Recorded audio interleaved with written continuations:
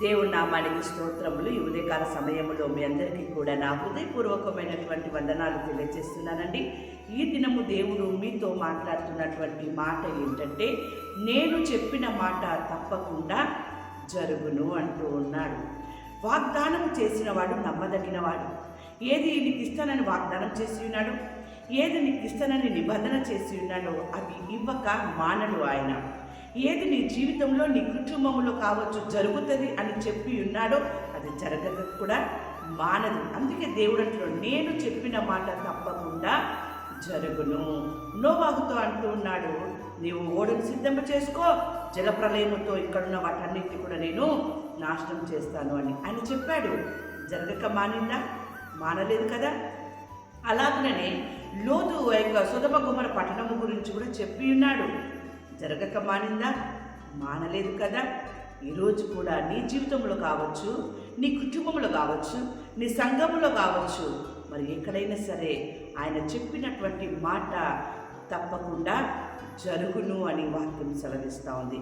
చూడండి, వాక్యం సెలవిస్తుంది కదా యెహెజ్కేలు గ్రంథంలో 12వ అధ్యాయం 28వ వచనములో, కాబట్టి నీవు వారితో ఇట్లనుము, ఇకను ఆలస్యము లేక నేను చెప్పిన మాటలన్నీ జరుగును, నేను చెప్పిన మాట తప్పకుండా జరుగును, ఇదే యెహోవా వాక్కు.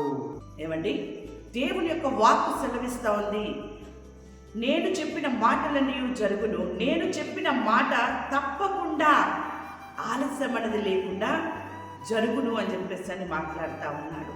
దేవుని యొక్క మాటల్ని మనము శ్రద్ధగా వినాలి. శ్రద్ధగా విని ఆ మాటల్ని మనం భద్రపరచుకున్నప్పుడు నీ జీవితంలో జరుగుతున్నటువంటి లేక నెరవేరుతున్నటువంటి మాటలను బట్టి నువ్వు దేవునికి దగ్గరయ్యే అవకాశం దొరుకుతుంది.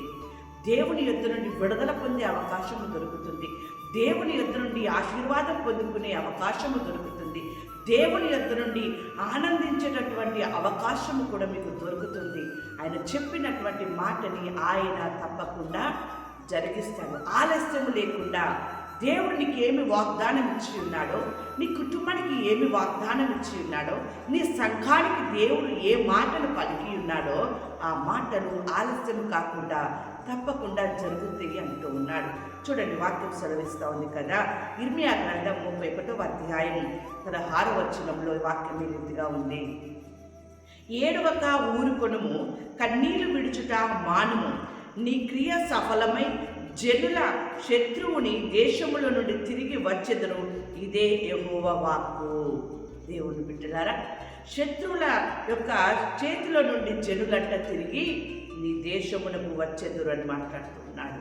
ఇక్కడ ఏడవక ఊరుకును, కన్నీళ్లు విడుచుట మానము, నీ క్రియ సఫలమై, నీ క్రియ దేవుని సన్నిధానం నువ్వు ప్రార్థన చేస్తూ నువ్వు ఎంతగా ఏడుస్తూ ఉన్నావో, ఎంతగా కన్నీళ్లు విడుచుచున్నావో, కన్నీళ్లు విడుచుట మానుము అని చెప్పేసి అని నీ క్రియ సఫలమై జనుల శత్రువుని దేశముల నుండి తిరిగి వచ్చేదరు.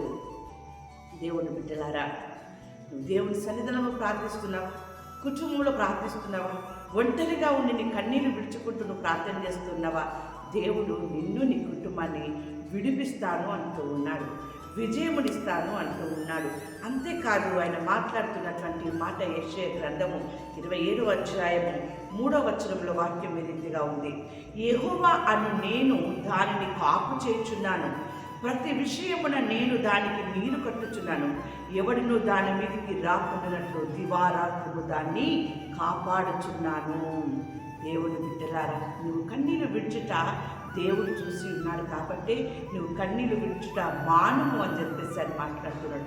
దేవుడే కాపు చేర్చున్నాడట, ప్రతి నిమిషమున నేను దానికి నీరు కట్టుచున్నాను, ఎవడును దాని మీదకి రాకున్నట్లు దివారాత్రము దాన్ని కాపాడుచున్నాను అంటూ ఉన్నాడు.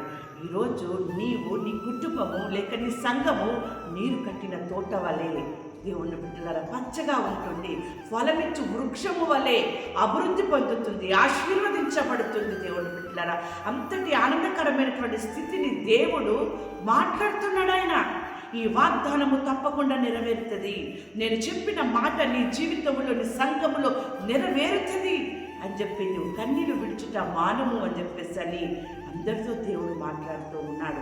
చూడండి, వాక్యం సెలవిస్తూ ఉంది కదా, ఎంత గొప్ప మాట దేవుని బిడ్డలారా. ఎప్పుడైతే ఇక నువ్వు ఆలస్యము లేకుండా నేను చెప్పిన మాటలన్నీ జరుగును అంట. ఈ మాటను పట్టుకొని నువ్వు నమ్మి విశ్వసించి నువ్వు ప్రార్థించు. నీ జీవితంలో దేవుడు కార్యం చేస్తాడు. నీ జీవితంలో నీకు ఇచ్చిన వాగ్దానము నెరవేరుస్తాడు. నీ సంఘమును ఫలభరితంగా చేయబోతూ ఉన్నాడు. నీరు కట్టిన తోట వలె నీ సంఘము ఉండబోతుంది. దేవుడు బిడ్డలారా, ఫలమిచ్చు వృక్షముల వలె నీ సంఘము ఉండబోతుంది. దేవుడు వృక్షము దగ్గరికి వచ్చినప్పుడు అక్కడ కాయలు లేవు, పండ్లు లేవు అని బాధపడ్డాడు. కానీ ఈ సంవత్సరంలో దేవుడు నీ సంఘమునకు వచ్చినప్పుడు ఫలాలిచ్చే సంఘముగా, ఫలాలిచ్చేటటువంటి కుటుంబముగా నీ కుటుంబము ఉండబోతూ ఉంది. అందుకే దేవుడు అంటున్నాడు, నీ కన్నీళ్లు విడుచుట మానుము, నీకు విజయమును అనుగ్రహింపజేస్తాను. విజయమును అనుగ్రహింపజేస్తున్న దేవుడు నీ జీవితంలో ఎంత చక్కని మాట మాట్లాడుతున్నాడు.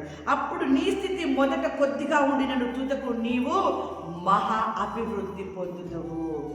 ఈ సంవత్సరంలో దేవుడు నీ కుటుంబానికి మహా అభివృద్ధి పొందుదు అని వాక్యం సెలవిస్తూ ఉన్నాడు. నీ సంఘానికి నీ కొద్దిగా ఉంది కావచ్చు, కష్టములతో ఇబ్బందులతో ఉంది కావచ్చు, ఆత్మలన్నీ పోయినటువంటి స్థితిలో నీవు ఉన్నావు కావచ్చు. ఈరోజు సేవకుడా నీతో దేవుడు మాట్లాడుతున్నాడు, నీవు మహా అభివృద్ధి పొందుతావు అని చెప్పేసని. దేవుని బిడ్డలారా, నేను చెప్పిన మాట తప్పకుండా జరుగును అని దేవుని యొక్క వాక్కు మీకు సెలవిస్తూ ఉంది. అబ్రహాముతో చెప్పిన మాటని, అబ్రహాముతో చేసినటువంటి నిబంధనని నెరవేర్చిన దేవుడు ఈరోజు నీతో కూడా అదే మాట మాట్లాడుతున్నాడు. ఆయన పట్ల నెరవేర్చిన మాటని నీ పట్ల, నీ సంఘం పట్ల, నీ కుటుంబం పట్ల నెరవేర్చి మిమ్మల్ని ఆయన ఆశీర్వదించును కాక.